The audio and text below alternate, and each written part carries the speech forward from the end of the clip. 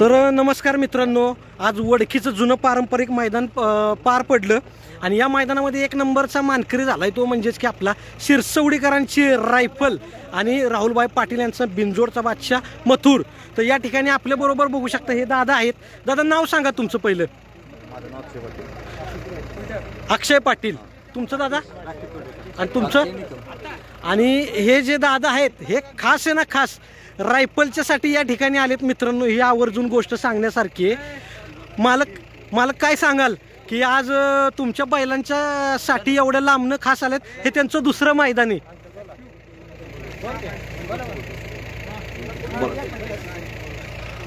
खास शिरसवडीकरांच्या रायफल साठी ही दादा आहेत ना या मैदानात आलेत आणि हे आज त्यांचं दुसरं मैदान आहे। हे त्यांचं दुसरं मैदान आहे। सांगा दादा काय सांगाल?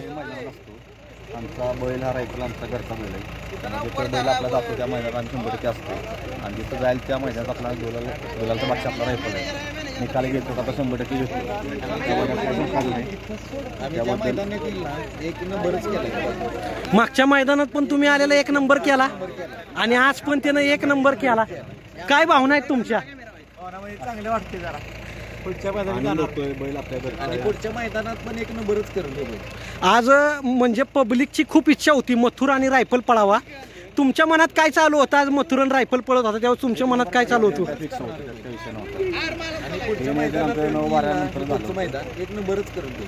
बघू शकता मित्रांनो, हे खास कराडहून आलाय दादा। कराडहून आलाय ना? कराडहून आल्यात खास रायफलच्या साठी मित्रांनो। हेच प्रेम असतं बैलांवरचं, त्यासाठी जिथं मैदान असेल तिथं ती दादा हजर असतात आणि येणाऱ्या मैदानात पण ते येणार आहेत असं त्यांनी मला सांगितलंय।